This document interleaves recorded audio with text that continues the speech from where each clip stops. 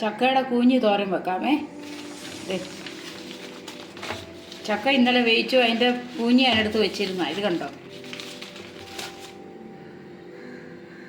ചക്ക ഇങ്ങനെ എടുത്ത് വെച്ച് അതിൻ്റെ അകത്തുള്ള സാധനമാണ് ഇതാണ് നമ്മൾ കൂട്ടാൻ വെക്കുന്നത്.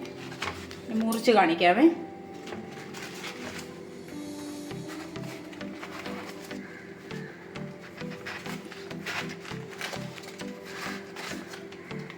ഇതാണ് ഈ കൂട്ടാൻ വെക്കുന്നത്.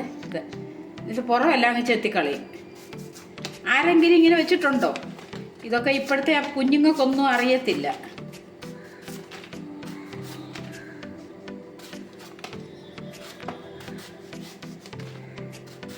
ഇതൊക്കെ നമ്മൾ വെട്ടിയെടുത്ത് കളയുന്ന. പണ്ടത്തെ ആൾക്കാരൊക്കെ ഇതൊക്കെയാണ് കഴിച്ചുകൊണ്ടിരുന്നത്. വേറെ ഒന്നും ഇല്ലായിരുന്നു അവർക്ക് കഴിക്കാനേ.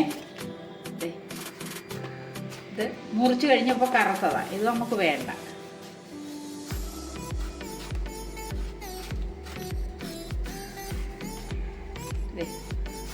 കണ്ടോ,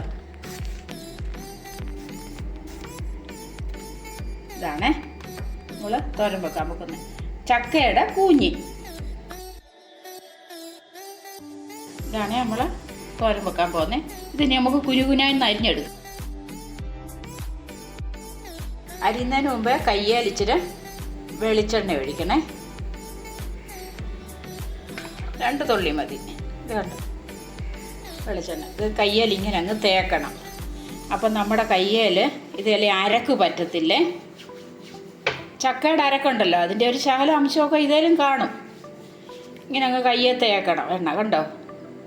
അത് കഴിഞ്ഞിട്ട് നമുക്കിത് അരിഞ്ഞെടുക്കാമേ.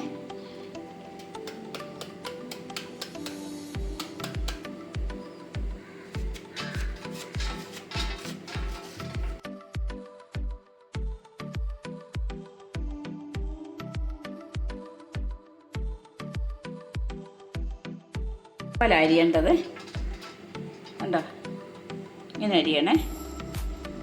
ചോപ്പർ ഉണ്ടെങ്കിൽ ചോപ്പറിലിട്ട് പൊടിച്ചാലും മതി.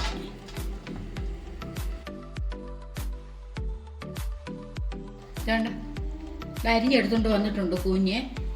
ഇങ്ങനെ നമുക്ക് അരപ്പുണ്ടാക്കാമേ. വെളുത്തുള്ളിയും ജീരകവും പച്ചമുളകും തേങ്ങയും എല്ലാം കൂടെ ഒന്ന് ചതച്ചെടുത്തുകൊണ്ട് വരാം.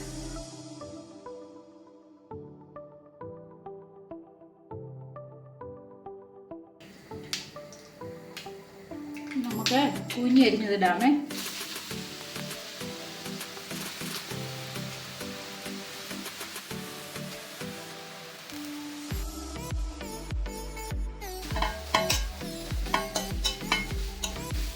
ഇടാമേ ചതച്ചത്.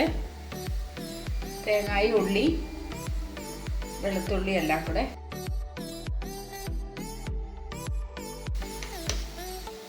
ഉപ്പിടാമേ.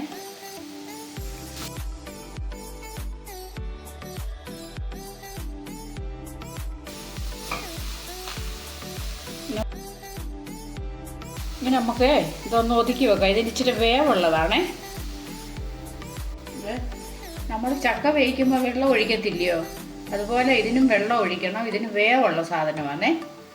ചക്കയൊക്കെ വേവിക്കുമ്പോൾ ഇച്ചിരി ഏറെ വെള്ളം ഒഴിക്കത്തില്ല, അതുപോലെ നമുക്ക് ഇതിനും ഇച്ചിരി വെള്ളം ഏറെ ഒഴിക്കുക. ഇതാ തേങ്ങ അരച്ച പാത്രമാണ് കഴുകിയത്. വരാനായിട്ട് അടച്ചു വെക്കാമേ.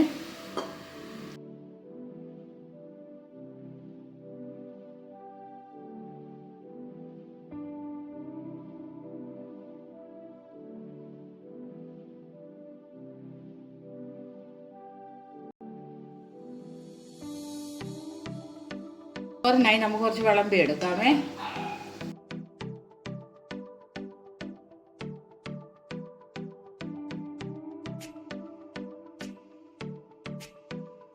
വെളിച്ചെണ്ണ ഒഴിച്ച്